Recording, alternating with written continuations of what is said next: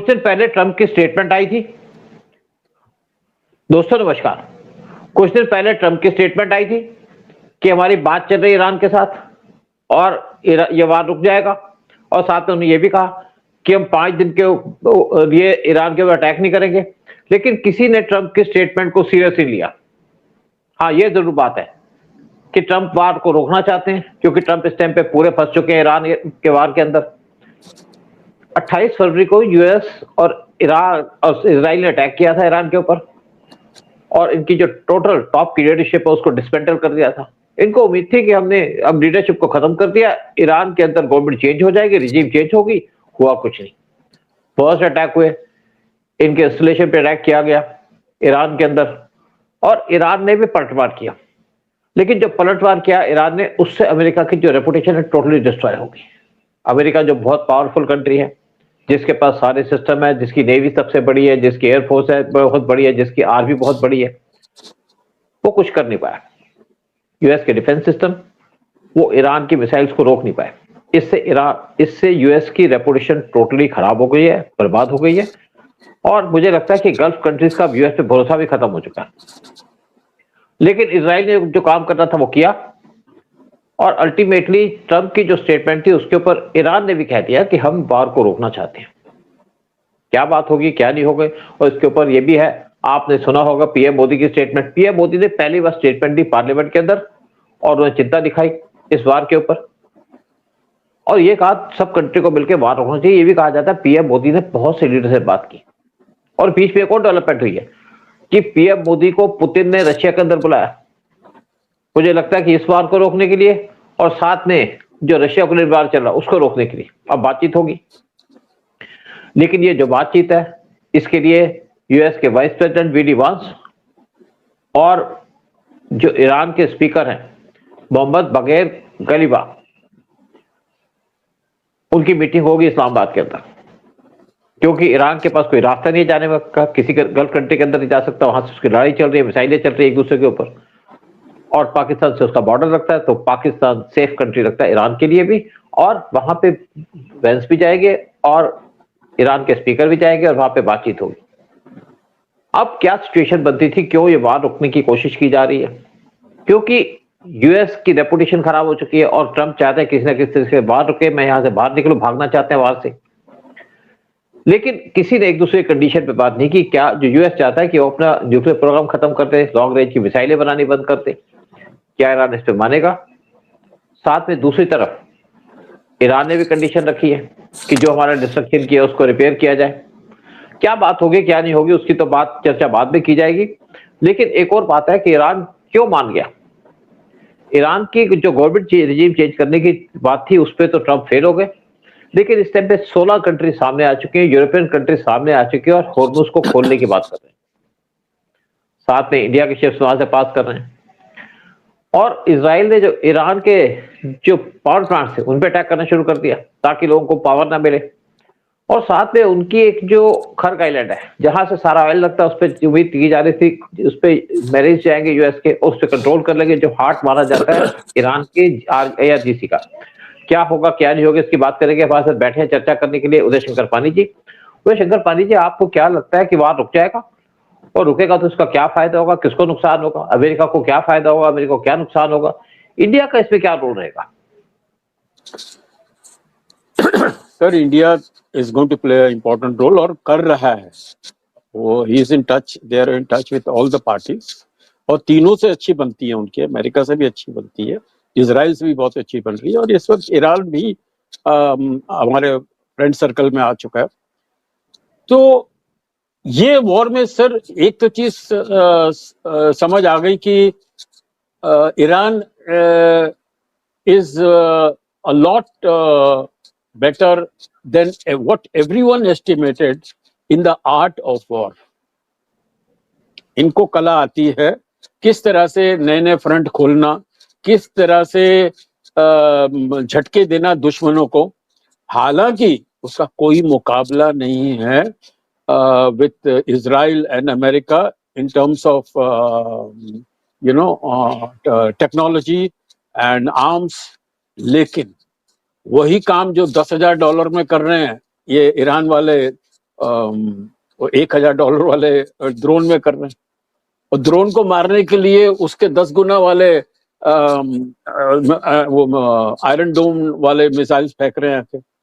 So they are very good, but सच्चाई ये है कि उनका अभी जो मसाला है वो खत्म हो चुका है। अभी उनके पास they can not survive, and they know कि अगर कहीं अमेरिका ने अटैक कर दिया इनके ट्रेड ऑयल इंस्टॉलेशंस और एटॉमिक इंस्टॉलेशन में, और जिस तरह से इनका बिहेवियर हो रहा था ईरान वालों का कि वो लोग तो भैया आर्मी सेंटर पे और लीडरशिप पे बम फेंक रहे हैं, ये तो पब्लिक पे फेंक रहे थे आके। तो इन्होंने एक चीज और भी देखी कि हमारे अगेंस्ट वर्ल्ड ओपिनियन बनता जा रहा है जिस तरह से ये लोग इजराइल में बम्बार्डमेंट कर रहे हैं। और अमेरिका तो सर ठीक है, हमारे ट्रम्प भैया कुछ अपनी बड़ी उम्मीदें लगा के बैठे थे, कैलकुलेशन लगा के बैठे थे, तो जो जैसे हर बारी फेल हो जाते बेचारे, इस बारी भी हो गए, बट नीयत अच्छी थी sir. I am telling you, Israel और अमेरिका दुनिया के लिए लड़ रहे हैं, और ईरान जो सब टेररिस्ट ग्रुप का आका है, वो आदमी दुनिया की नहीं सोच रहा, वो तो ये सोच रहा है कि तेल कैसे महंगा हो जाए, महंगाई कैसे हो जाए, लोग कैसे मरें, और वो प्रेशर जाके जाए अमेरिका के ऊपर कि भैया अमेरिका को बोले कि लोग जाके भैया बंद करो, हमें ये मार रहा है। So I am looking, I am quite positive about it कि भैया अभी जो होगा इट विल बी कंट्रोल्ड। देखो उदय, हाँ ठीक बात है, हाँ बिल्कुल, आपकी बात पे मैं थोड़ा सा आपको इसमें अलग बात कहता हूँ। हमारे थोड़े से डिफरेंसेस हैं कई चीजों के ऊपर, कोई बात नहीं, वो तो होते ही हैं बातचीत के अंदर। लेकिन ईरान लास्ट डेज के अंदर इजराइल ने बहुत भारी अटैक किया इनके ऊपर। इनका जो न्यूक्लियर सेंटर था वहां पे उन्होंने अटैक कर दिया, और वो अटैक करके उन्होंने बहुत सा डैमेज भी किया उसको, और पिछले 24 घंटे में काफी अटैक किए हैं ईरान के ऊपर। लेकिन यहाँ पे 470 इनके लॉन्चिंग पैड थे, उनमें से 330 को डिस्ट्रॉय किया, अभी भी 140 बचे हैं। आपने ठीक कहा, इनकी इकोनॉमी पे इस टाइम पे हर्ट कर रहे हैं, यानी कि उनको पता जो दिल है उनका, जहां पे इससे तेल निकलता वहां पे कंट्रोल हो जाएगा तो ईरान की आईआरजीसी क्या करेगी। ये भी बात ठीक है कि जो उम्मीद थी इनकी कि हम इसको 3 दिन में खत्म कर देंगे, वो तो कर नहीं पाए। लेकिन ट्रंप का जो बड़बोलापन है, जो जिसको कहते हैं लाउड माउथ, उस वजह से ट्रंप ने हर एक से दुश्मनी ले ली। ईरान से तो छोड़िए, ट्रंप ने अपने अलाई से दुश्मनी ले ली, ट्रंप ने यूरोप वालों से दुश्मनी ले ली, ट्रंप से गल्फ के लोग नाराज हैं, ट्रंप ने इंडिया को भी धमकी देनी शुरू कर दी, तुम्हारे टैरिफ लगा दूंगा। ये जो ट्रंप का एटीट्यूड था, और ट्रंप को लगा कि जैसे मैंने वेनेजुएला पे अटैक कर दिया उसी तरीके से कर लूंगा। ट्रंप ने बड़ी बार कहा हमारी आर्मी बहुत बड़ी है, वी आर बहुत वेरी पावरफुल, एक दिन में किसी को डिस्ट्रॉय कर सकते हैं। तो ट्रंप की इस टाइम पे फूंक निकल गई है, उनकी जो बड़बोलापन है उससे ट्रंप का बहुत ज्यादा नुकसान हुआ है। लेकिन अब क्या हुआ है कि यहाँ पे 16 कंट्री हैं, कुछ यूरोपियन कंट्री ज्यादातर, जिन्होंने हॉर्मुज को खाली करने की बात की है कि हम अपनी नेवी भेजेंगे, हम हॉर्मुज पे जो भी पड़ा है उसको निकाल देंगे, माइंस को निकाल देंगे। और यहाँ पे जो यूएस पे अपनी मैरिज भेज रहा है, यूएस अकेला इस वार को जीत नहीं सकता था। मैं आपको बता दूं, अगर यूएस अकेला लड़ता तो बहुत देर लगती है। अब जब यूरोपियन कंट्रीज आ गई तो इसके बाद ईरान को भी लगा कि यहाँ पे तो कुछ हो जाएगा, माइंस हटा देंगे तो यहाँ पे तेल निकलना शुरू हो जाएगा। और एक और बात की ईरान ने कहा है कि मैं इंडिया को अपना ऑयल बेचूंगा। इंडिया वहां से 2019 से ऑयल नहीं लेता, क्योंकि इंडिया को जो ऑयल था वहां से लेता था उसके ऊपर सैंक्शन लगा दी थी यूएस ने। तो यूएस जब इंडिया ने कहा तो ऑयल लेते हैं, यूएस ने कहा आप हमसे ऑयल लो, तो यूएस ने हमको ऑयल लेना शुरू कर दिया था, वहां से ऑयल लेते थे। लेकिन जो ईरान से हम ऑयल लेते थे वो हमें सस्ता पड़ता था, सस्ता इसलिए कि रुपये के अंदर जाता था, और हमारी ट्रेड होती थी रुपये रियाल के अंदर। अब ईरान ने कहा है कि हम तुम्हारे दोबारा से ऑयल देंगे, और ये काम चल रहा था 2019 से। लेकिन अब क्या है कि अब यहाँ पे सिचुएशन लगता है कि कंट्रोल हो जाएगी, और ये जो मीटिंग हो रही है पाकिस्तान के अंदर हो रही है, इस्लामाबाद में हो रही है, क्योंकि कोई और रास्ता नहीं था, कहीं और तो हो नहीं सकती थी। लेकिन इसके ऊपर बहुत सी बातें अभी भी बाकी हैं, और क्या होगा, डिसीजन हो पाएगा नहीं हो पाएगा वो देखा जाएगा। लेकिन जो ट्रंप का एटीट्यूड था यहाँ पे, देखो इनिशियली क्या था कि ट्रंप यहाँ पे रिजीम चेंज नहीं करना चाहते थे, क्योंकि उनका जो मेन 46% जो एमुनिशन है या डिफेंस के सामान है वो बिकता है वर्ल्ड के अंदर, ज्यादातर सामान जाता है आपके गल्फ में, और सऊदी अरेबिया में वर्ल्ड का सबसे ज्यादा इंपोर्टर है गुड्स का, डिफेंस के गुड्स का, और सारा का सारा गुड्स लेता है वो यूएस के साथ। इवन जितनी भी बाकी कंट्रीज हैं गल्फ की, उनके अंदर सारे डिफेंस सिस्टम इस टाइम पे यूएस के लगे। लेकिन अब जैसे अगर वार खत्म होता है तो उसके बाद यहाँ पे सिचुएशन नॉर्मल हो जाएगी। सिचुएशन नॉर्मल का मतलब है कि जो ऑयल के प्राइसेस इतने ज्यादा बढ़ रहे थे उससे बहुत ज्यादा नुकसान हो रहा था, इंडिया को भी इस पे नुकसान हो रहा था, क्योंकि हमारे पास ऑयल की जो खेप है वो तो 87 दिन की थी, लेकिन हमारे पास जो गैस है वो सिर्फ हमारे पास 1 महीने की थी। गैस के 1-2 टैंकर आने से हमारी प्रॉब्लम सॉल्व नहीं होती। इंडिया ने भी डिसीजन लेना शुरू कर दिया था कि जो हम कमर्शियल गैस देते हैं उसको हम कंट्रोल करेंगे। और यहाँ पे जो हमारी अपोजिशन पार्टी है, सबसे ज्यादा जो इंडिया को नुकसान हो रहा है हमारी opposition party, specially Congress Samajwadi party, जिन्होंने यहाँ पे बहुत से जो गैस के सिलेंडर से उन पे कब्जा कर लिया था और ये कहा जा रहा है 4-4 हजार के सिलेंडर बिक रहे थे। और ये आज जो देश के अंदर काम करना चाहते हैं, देश के फेवर में काम करना चाहिए जिन पार्टी को, वो आज देशद्रोही हैं। सबसे ज्यादा खतरा हमें पाकिस्तान से नहीं है, आज जो सबसे ज्यादा हमारा बड़ा दुश्मन है वो है हमारा अपोजिशन पार्टी, और स्पेशली मैं बात करूंगा कांग्रेस की, समाजवादी पार्टी की, और साथ में आप बात करूंगा टीएमसी की। और इंडिया में इलेक्शन भी होने वाले वेस्ट बंगाल के अंदर। अगर यहाँ पे तेल महंगा होता है, अगर यहाँ पे गैस महंगी होती है, तो यहाँ पे ममता बनर्जी को बेनिफिट होगा, पीएम मोदी को वो भी सोचनी है, क्योंकि बहुत से एफर्ट की जा रहे हैं पिछले 5 साल से ममता बनर्जी को हराने की, और इससे उस पर भी इम्पैक्ट पड़ता। लेकिन मेन बात यह है कि ये अब जो डिसीजन होने वाला है, जो बातचीत होने वाली है, इससे बहुत से सोल्यूशन निकलेंगे। एक तो जो गल्फ की डिपेंडेंस थी वेस्ट के ऊपर या यूरोप के ऊपर या स्पेशली देखिए अमेरिका के ऊपर, वो कम होगी, क्योंकि उनका भरोसा यूएस पे कम हो चुका है। यूएस की उन्होंने बेसिस दी थी अपनी कंट्री के अंदर, उनका मतलब था कि अगर यूएस की बेस होगी तो कोई अटैक नहीं करेगा। और जिस तरीके से ईरान ने, हिजबुल्लाह ने, हुतीस ने अटैक किया सऊदी और बाकी कंट्रीज के ऊपर, उससे लगा कि यूएस के जो डिफेंस सिस्टम है वो तो टोटल फेल हो गए, वो तो पकड़ ही नहीं पाए मिसाइलों को। और वैसे कहा जाता है जो आपके इंटरसेप्टर्स हैं वो 80-95% मिसाइलों को पकड़ते हैं, लेकिन यहाँ तो बहुत से मिसाइलें निकल गई बीच में से, तो यूएस को इससे सबसे ज्यादा नुकसान होगा। और दूसरा जो काम होगा वो होगा डी-डॉलराइजेशन का, यानी कि जो डॉलर पे ट्रेड होती है उसको लोग करेंगे, कोशिश करेंगे इससे दूर होने की। और ट्रंप इससे फायदा उठाना चाहते हैं कि ट्रंप की इस टाइम पे इतनी खराब इमेज हो चुकी है वर्ल्ड के अंदर भी और स्पेशली अपनी कंट्री के अंदर भी, और बहुत सी कंट्री में इन्फ्लेशन भी हो चुका है, इससे बड़ा फर्क पड़ रहा है। फिर ऑयल के प्राइसेस वर्ल्ड के अंदर बढ़ रहे हैं और बहुत सी कंट्रीज इस टाइम पे भीख मांग रही है किसी इस तरीके से ऑयल दे दो। तो अब क्या है कि इससे इंडिया को फायदा ये होगा कि इंडिया की बहुत ज्यादा इस टाइम पे इंपॉर्टेंस हो चुकी है, इंडिया की इस टाइम पे बहुत अच्छी रेपुटेशन हो चुकी है वर्ल्ड के अंदर, जिससे इंडिया को फायदा होगा। स्पेशली जब पुतिन ने पीएम मोदी को बुलाया इसी टाइम पे, जाएंगे नहीं जाएंगे मुझे नहीं पता, उससे क्या है कि अब पीएम मोदी का लगता है कि बहुत सा रोल था इस वार को रुकवाने में। और साथ में पीएम मोदी अब जर्सिया जा रहे हैं तो वहां पे भी यूक्रेन रशिया वार को रुकवाने का भी एक बड़ा मेजर रोल हो सकता है पीएम मोदी का। लेकिन एक और बात है कि आपने सुना होगा कि पीएम मोदी ने पहली बार पार्लियामेंट के अंदर स्टेटमेंट दी इस वार के बारे में और कहा इससे सारे वर्ल्ड को नुकसान हो रहा है, हमारी इकोनॉमी को भी इससे नुकसान हो रहा है। और एक बड़ा मैसेज दिया उन्होंने ईरान को भी, साथ में यूएस को भी, इसको वार को रुकवाओ, कोशिश करो इस वार रुक जाए, नहीं तो बहुत सी छोटी छोटी कंट्रियां तो बर्बाद हो जाएगी, लेकिन बड़ी कंट्री को भी यहाँ बहुत नुकसान होगा।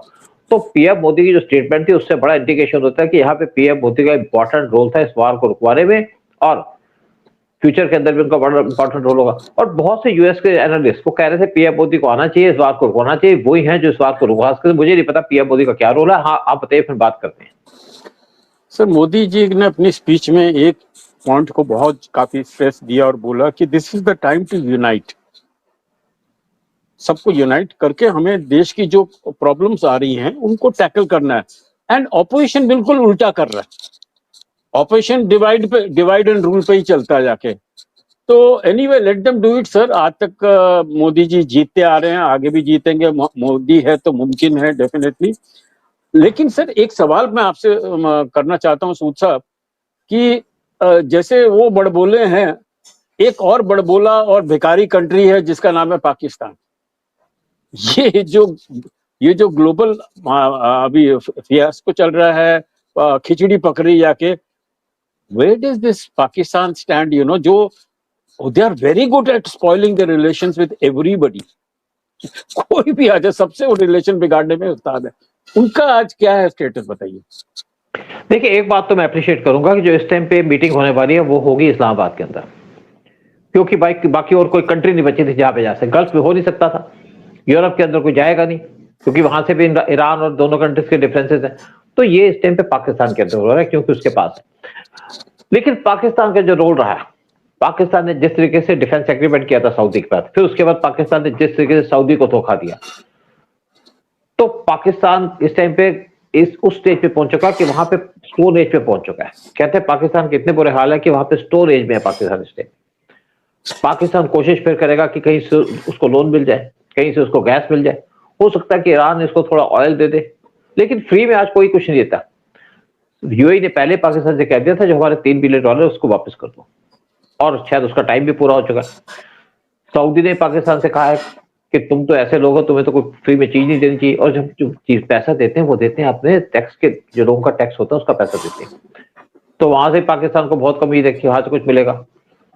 पाकिस्तान के पैसा है नहीं, IMF इनको लोन देगा नहीं, वर्ल्ड बैंक को लोन देगा नहीं, और जो गोदी में बैठे थे ट्रंप के, वो पाकिस्तान बैठेगा नहीं। क्यों? आज इंडिया का बहुत ज्यादा रुतबा हो चुका है वर्ल्ड के अंदर। तो पाकिस्तान देखिए, जिस टाइप का उसकी आदतें हैं, जिस टाइप का उसका एक एटीट्यूड है, उससे पाकिस्तान ज्यादा दिन चलेगा नहीं। और वैसे ही पाकिस्तान के ऊपर एक तरफ से तो बलूची से अटैक कर रहे हैं, दूसरी तरफ से पाकिस्तान के ऊपर इससे पे तालिबान अटैक कर रहा है, तालिबान अटैक कर रहा है, तीसरा POK के लोग इससे परेशान है, सिंधी भी पाकिस्तान से परेशान है, इंडिया तो उनके साथ है ही। लेकिन PM मोदी के अटैक करेंगे, क्योंकि PM मोदी की पॉलिसी डिफरेंट है।